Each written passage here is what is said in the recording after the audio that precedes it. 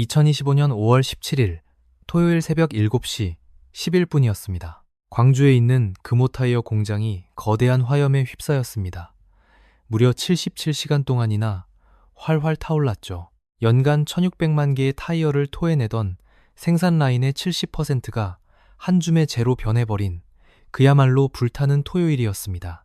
보통 집이 불타면 가족끼리 뭉쳐서 어떻게든 다시 살려보자고 으쌰으쌰 하는 게 국룰 아니겠습니까? 그런데 정확히 5개월 뒤인 10월, 아주 기괴한 일이 벌어집니다. 노조가 우리 파업할까 말까 투표를 했는데 결과가 가관입니다. 93.65% 찬성. 3,054명이 공장은 탔지만 내 월급은 올려줘라며 파업 카드를 꺼내든 겁니다. 회사는 72시간 동안이나 협상 테이블에 앉아 읍소했지만 합의점은 보이지 않았습니다. 그리고 12월, 회사는 조용히 하지만 아주 치명적인 손절 선언을 합니다. 우리는 폴란드 오폴레로 간다. 8,600억 원을 들여서 새 공장을 짓겠다. 광주도 아니고 한평도 아니고 비행기 타고 13시간 걸리는 폴란드였습니다. 8,600억짜리 미래가 한국을 떠난 겁니다. 도대체 왜 회사는 제 발로 집을 나갔을까요? 단순히 77시간 동안 타오른 불길 때문이었을까요? 아닙니다. 자본의 눈에는 그보다 더 오래, 더 뜨겁게 타오르던 다른 불씨가 보였기 때문입니다. 오늘은 금호타이어 노조와 회사가 걸어온 10년의 치킨 게임, 그리고 숫자가 말해주는 냉혹한 자본의 논리를 아주 적나라하게 까발려 드리겠습니다. 과거로 잠깐 타임머신을 타고 가봅시다. 2009년부터 2015년까지 이 회사는 그야말로 파업 맛집이었습니다. 노조는 총 160일 동안 파업을 했는데 이때 날려먹은 돈만 계산해봐도 어질어질합니다. 2009년 1235억, 2012년 220억, 2014년 115억, 그리고 대망의 2015년 가장 긴 파업이 터집니다. 2015년 8월 17일 노조는 전면 파업을 선언합니다. 회사는 임금 피크제 하면 일시금 300만 원 주고 정년도 늘려줄게라고 딜을 쳤지만 노조는 임금 피크제는 나중에 얘기하고 일단 돈부터 내놔라며 거부했죠. 그들이 요구한 건 일시금 지급에 임금 8.3% 인상, 그리고 성과금까지 풀 패키지였습니다. 21일간 이어진 파업으로 회사는 940억 원을 허공에 태웠습니다. 연 매출의 6%가 증발했고 하루 평균 45억 원씩 삭제된 겁니다. 여기서 진짜 코미디가 하나 있습니다. 당시 금호타이어의 영업이익은 993억 원으로 업계 꼴찌였습니다. 라이벌인 한국타이어는 4,043억, 넥센타이어도 1,070억을 벌 때 혼자 바닥을 기고 있었죠. 업계 최저 수익을 내는 회사가 업계 최고 수준의 대우를 요구하는 경제학 교과서를 찢어버리는 상황이 연출된 겁니다. 2009년부터 2015년까지 총 파업 손실액 4,493억 원. 감이 잘 안 오시죠? 이 돈이면 광주 광산구 1년 예산의 37%를 채울 수 있습니다. 최신식 고등학교 100개를 지을 수도 있고 지하철 1호선 연장 공사비 5,500억 원에 거의 맞먹는 돈입니다. 이 기간 동안 금호타이어의 글로벌 순위는 9위에서 18위로 수직 낙하했습니다. 결국 2016년 중국의 더블스타가 금호타이어를 인수하게 됩니다. 금호아시아나 그룹의 시대는 그렇게 막을 내렸습니다. 자, 여기서 잠깐 머리를 식히고 이 상황을 조금 더 높은 곳에서 바라봅시다. 우리는 흔히 노조를 탐욕스러운 집단으로, 회사를 피도 눈물도 없는 착취자로 이분법해서 봅니다. 하지만 이것은 선악의 문제가 아니라 게임 이론의 전형적인 딜레마 상황입니다. 노조 입장에서는 당장 내 밥그릇을 챙기지 않으면 중국 자본이 언제 회사를 공중분해시킬지 모른다는 공포가 있었을 겁니다. 반면 자본 입장에서는 예측 불가능한 리스크가 가장 큰 비용입니다. 자본에게는 기억이 있습니다. 아, 이 공장에 투자하면 3년 뒤에 또 멈추겠구나라는 데이터가 뇌리에 박히는 순간 자본은 생존을 위해 이동을 선택합니다. 이것은 배신이 아니라 자본주의라는 정글에서 살아남기 위한 냉철한 생존 본능입니다. 감정을 빼고 계산기만 두드려보면 이들의 선택이 각자의 입장에서는 최선이었다는 비극적인 결론에 도달하게 됩니다. 다시 현실로 돌아와서 2025년 5월의 화재 사건을 봅시다. 연간 9천억 원의 매출 손실이 예상되는 상황에서 많은 분들이 보험금 받아서 다시 지으면 되잖아? 라고 생각하실 겁니다. 이게 바로 함정입니다.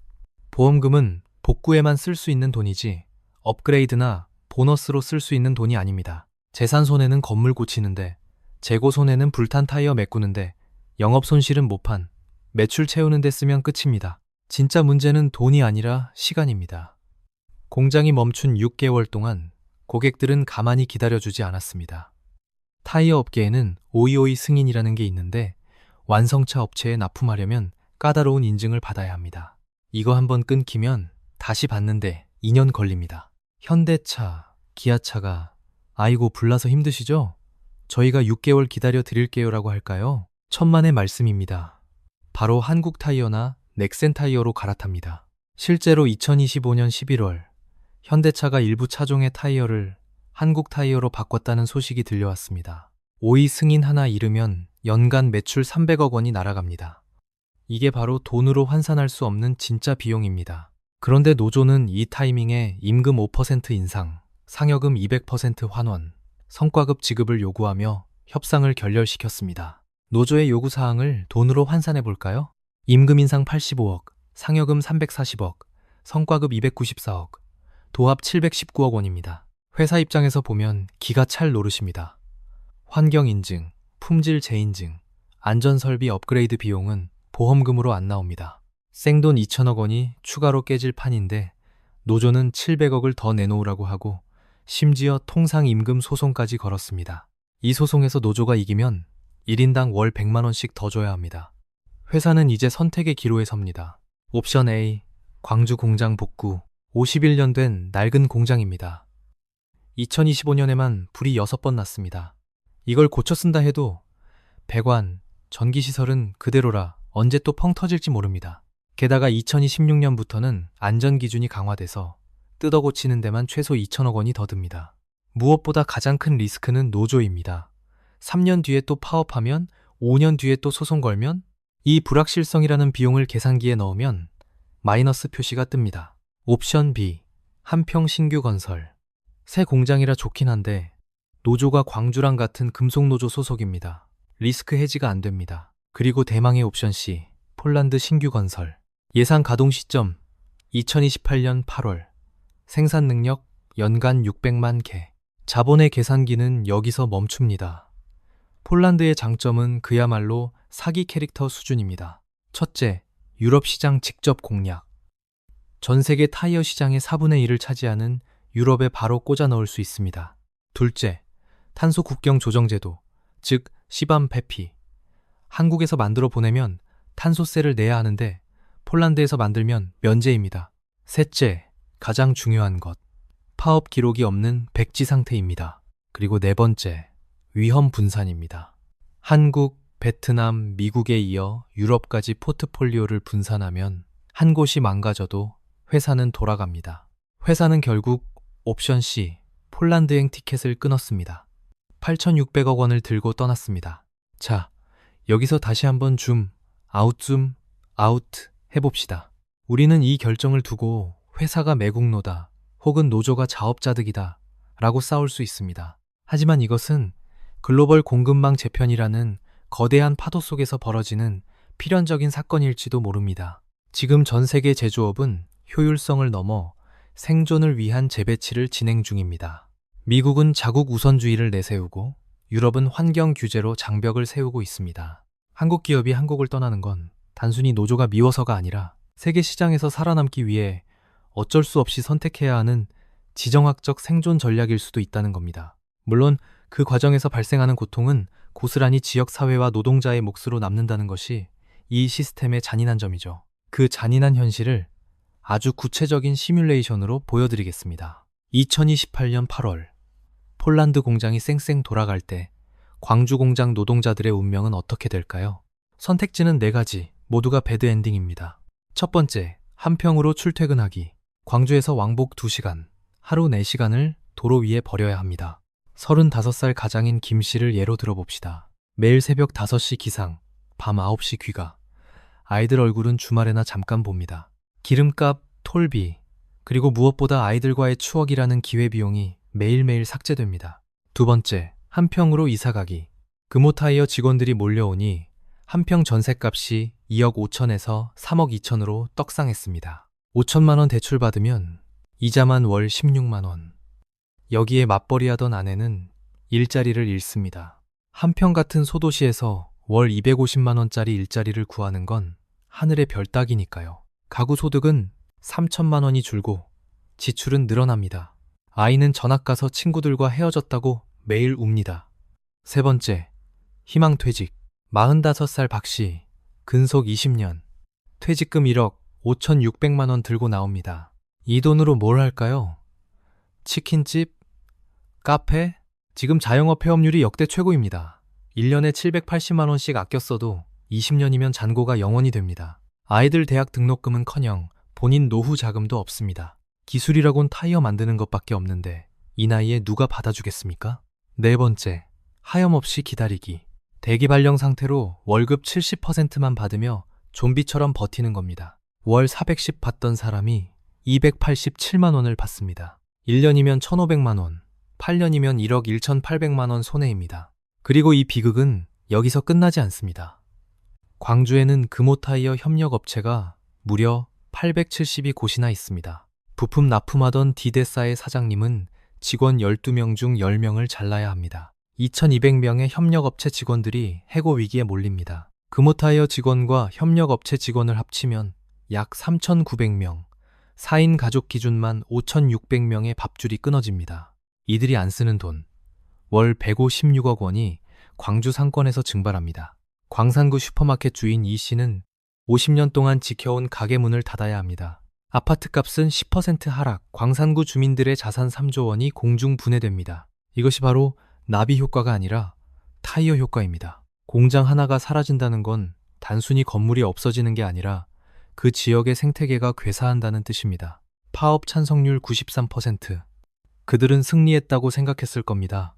쟁의권을 확보했으니까요. 하지만 그 승리의 대가는 공장의 소멸이었습니다. 여기서 우리는 한 가지 정말 가슴 아픈 진실을 마주해야 합니다. 제가 지금까지 노조의 선택을 비판했지만 사실 한국의 노동자, 한국의 기술자들은 세계 최정상급입니다. 이게 무슨 뚱딴지 같은 소리냐고요? 금호타이어가 수십 년간 파업 속에서도 글로벌 브랜드로 살아남았던 원동력이 무엇인지 아십니까? 바로 현장 노동자들의 미친 듯한 손기술과 근면함 때문이었습니다. 대한민국 국민은 기본적으로 월클 월드 클래스입니다. 젓가락질로 콩을 집어나르는 민족답게 섬세함과 속도, 그리고 문제가 생기면 밤을 새워서라도 해결해내는 그 끈기.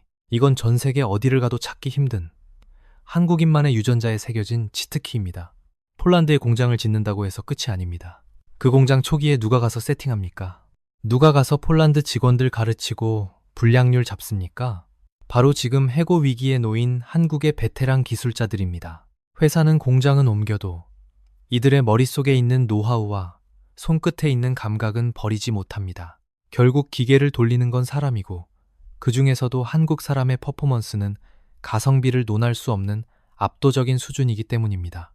이게 바로 이 사태의 가장 큰 비극이자 아이러니입니다. 하드웨어 살았는 최신형 고성능인데 그 하드웨어를 돌리는 소프트웨어, 노사 문화가 구석기 시대 버전이라는 겁니다. 세계 최고의 인재들이 1980년대식 머리띠 투쟁과 제로섬 게임의 낡은 룰에 갇혀서 서로를 갉아먹고 있는 꼴입니다. 마치 망해가는 서버에서 혼자 레벨 99를 찍고 있는 고인물 캐릭터를 보는 것 같은 안타까움이 듭니다. 만약 이 뛰어난 인재들이 소모적인 파업 대신 회사의 혁신을 주도하고 그 성과를 당당하게 요구하는 선진적인 시스템 속에 있었다면 어땠을까요? 광주 공장은 단순히 타이어를 찍어내는 곳이 아니라 전 세계 타이어 산업을 선도하는 RD 기지가 되었을지도 모릅니다. 우리는 너무나 아까운 자원을 낡은 이념 싸움에 낭비하고 있습니다. 자, 이제 마지막으로 냉정하게 자문해 봅시다. 10년간 160일 파업하고 공장이 불탔는데도 임금 올려달라고 하고 소송까지 거는 파트너, 그리고 광주 대신 폴란드를 선택한 회사. 누가 옳고 그르냐를 따지기 전에 만약 당신이 피 같은 내 돈을 투자해야 하는 주주라면 어디에 베팅하시겠습니까? 리스크 투성이인 광주입니까? 아니면 안전하고 예측 가능한 폴란드입니까? 자본은 고향이 없습니다. 애국심도 없습니다. 오직 수익과 안전이라는 내비게이션을 따라 움직일 뿐입니다. 투자자들은 이미 답을 내렸습니다. 1조 5천억 원 투자 중 절반 이상이 폴란드로 향했다는 사실이 그것을 증명합니다. 우리는 이 사건을 통해 뼈아픈 교훈을 얻어야 합니다.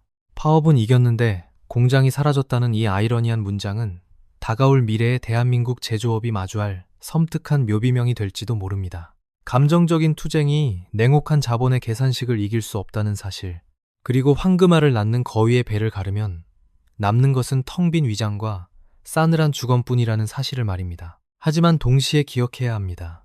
당신이라는 거위는 여전히 황금알을 낳을 수 있는 능력이 있습니다. 단지 그 능력을 발휘할 둥지가 불타고 있을 뿐입니다.